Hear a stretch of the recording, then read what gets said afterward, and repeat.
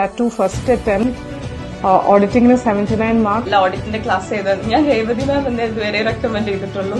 എനിക്ക് ബോറൊന്നും അടിച്ചിട്ടുണ്ടായിരുന്നില്ല. ഞാൻ full notes എഴുതിയെടുത്തിട്ടുണ്ട്. Class കേട്ടപ്പോ എനിക്ക് ടഫായിട്ട് തോന്നിയില്ല. So congratulations Fasmina for your clearing the intermediate in the Jan 26. That too first attempt. Auditing 79 marks. Adu matralla you got exemption for all the papers except one paper. So congrats. Let us know how was your journey about auditing and generally also. ഓഡിറ്റിന്റെ case വന്നാല് audit തുടങ്ങുമ്പോ തന്നെ എല്ലാരും പറഞ്ഞത് ഭയങ്കര tough subject ആണ്.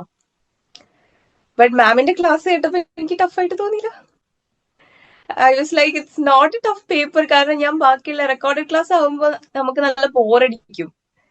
Theory ഒക്കെ ആവുന്ന നല്ല ബോറാവുന്ന വിചാരിച്ചത്. പക്ഷെ എനിക്ക് ബോറൊന്നും അടിച്ചിട്ടുണ്ടായിരുന്നില്ല. ഞാൻ ഫുൾ നോട്ട്സ് എഴുതിയെടുത്തിട്ടുണ്ട്.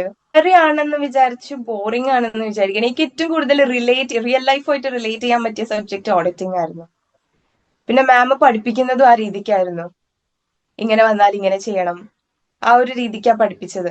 അതുകൊണ്ടാണ് ക്വസ്റ്റ്യൻസ് വായിക്കുമ്പോഴും കണക്ട് ചെയ്യാൻ പറ്റിയിട്ടുണ്ടായിരുന്നത്. അതുകൊണ്ട് ചാപ്റ്റർ പഠിക്കുക, കീവേഡ്സ് നോക്കുക, ക്വസ്റ്റ്യൻസും പ്രാക്ടീസ് ചെയ്യുക. ഞാൻ മാമിന്റെ ക്വസ്റ്റ്യൻ ബാങ്ക് ഫുള്ള് കവർ ചെയ്തിട്ടുണ്ടായിരുന്നു.